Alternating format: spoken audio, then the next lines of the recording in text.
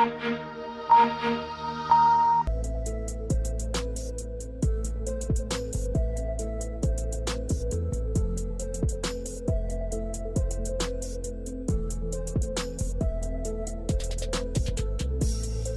गई है पीर पर्वत सी अब पिघलनी चाहिए, इस हिमालय से अब कोई गंगा निकलनी चाहिए। सिर्फ हंगामा खड़ा करना ही मेरा मकसद नहीं, मेरी कोशिश है ये सूरज बदलनी चाहिए। मेरे सीने में ना सही तेरे सीने में सही, वो कहीं भी आग जलनी चाहिए। इन पंक्तियों के गजलकार स्वर्गीय दुष्यंत त्यागी जी का जन्म तहसील नजीबाबाद के थाना मंडावली क्षेत्र के ग्राम राजपुर नवादा में 1 सितंबर 1933 को हुआ था।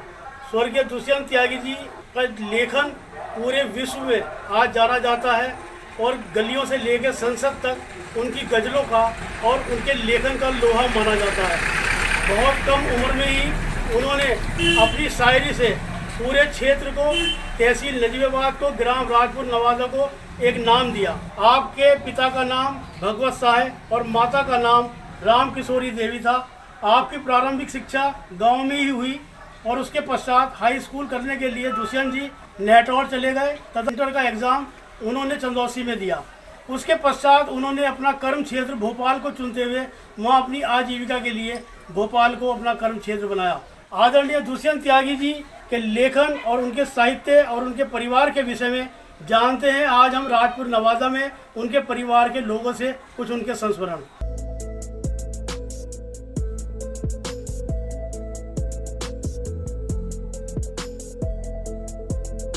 मेरा नाम है कमला त्यागी।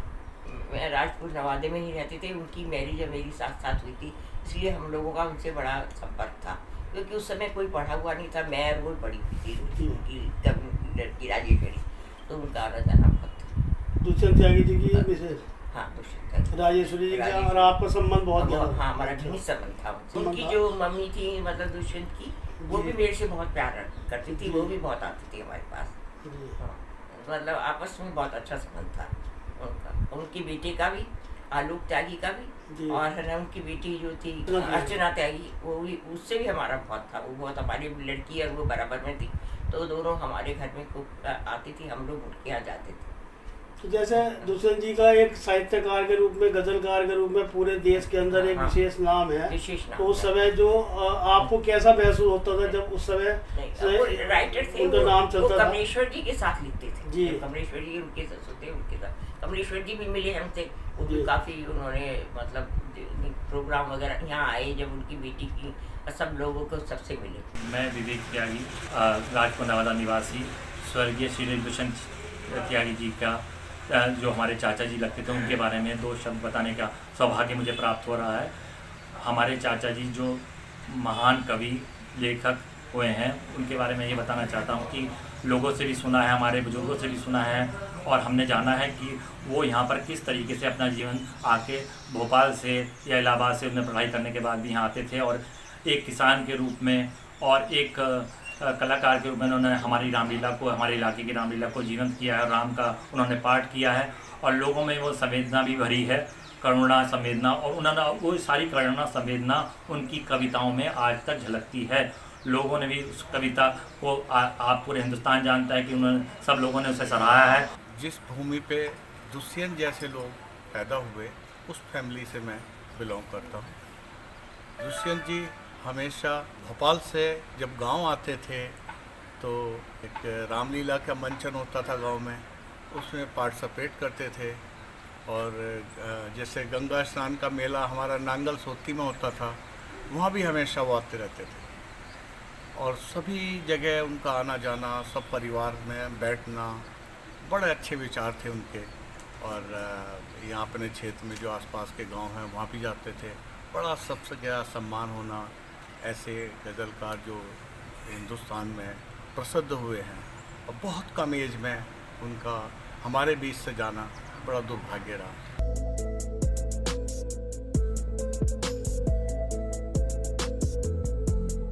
ये कहना बहुत आसान है कि दुष्यंत त्यागी जी बेबहर के शायर थे। ये कहना बहुत आसान है कि दुष्यंत त्यागी जी हिंदी गज़लों के प्रणेता थे, हिंदी गज़लकार थे। ये कहना बहुत आसान है कि दुष्यंत त्यागी जी ने जो भी कुछ लिखा, चंद शेर लिखकर या चंद पुस्तकें लिखकर कोई भी व्यक्ति महान कलाकार या महान गायक या महान गजलकार नहीं बन सकता। लेकिन 42 साल की उम्र के बाद भी उन्होंने अल्प आयु में भी जितना लिखा, जो कुछ पढ़ा, वो आज भी पूरे देश के अंदर एक उनकी पहचान बनाने के लिए ही नहीं, बल्कि पूरे गांव, पूरे क्षेत्र और पूरे शहर को, तहसील को, नगर को, मंडल को और जिले को पहचान दिलाने के लिए पर्याप्त है। आज उनके परिवार के लोगों का जो दर्द है वो यही है कि दुष्यंत त्यागी जी की मृत्यु के पश्चात उनका जो आवास है, उनका मकान एक खंडर के रूप में तब्दील हो चुका है। और दुष्यंत त्यागी जी ने जब एक पंक्तियां लिखी थी, आज अपना वीराना घर देखा तो कई बार झांक कर देखा, उनकी ये पंक्तियां शायद उनको भी नहीं पता थी कि ये उनके मकान के ऊपर, उनके आवास के ऊपर जो खंडर हो गया है उस पर ही लागू होगी। हालांकि जिला प्रशासन ने स्वर्गीय दुष्यंत त्यागी जी के नाम पर मंडावली के जो मुख्य मार्ग है उस पर एक गेट भी बनाया है, जिसको स्वर्गीय दुष्यंत त्यागी गेट का नाम दिया गया है। और जिला प्रशासन में पुलिस कप्तान द्वारा मंडावली क्षेत्र में एक पुलिस चौकी का निर्माण किया गया है, जो आदरणीय दुष्यंत त्यागी जी के नाम पर ही पुलिस चौकी रखी गई है। लेकिन उनके पुत्र आलोक त्यागी जो भोपाल में है, उनका कहना है कि उत्तर प्रदेश सरकार द्वारा इस नजीबाबाद के गांव राजपुर नवादा में उनके नाम पर यदि कोई विकास कार्य चलाए जाते, उनके आवास में यदि कोई इस तरह का संग्रहालय बनाया जाता, तो उसको भी एक थोड़ा सा लोगों को जानने में मौका मिलता। नई पीढ़ी के लोग दुष्यंत जी को नहीं जानते हैं और उनके पुत्र आलोक त्यागी जी ने उनके इस मकान को, अपने इस मकान को, पिता के इस मकान को एक संग्रहालय के रूप में, पुस्तक संग्रहालय के रूप में परिवर्तित करने का निर्णय लिया है और उनकी उम्मीद है सरकार इसमें उनकी मदद करेगी। जनवाणी न्यूज़ के लिए नजीबाबाद से अजय जैन की न्यूज़।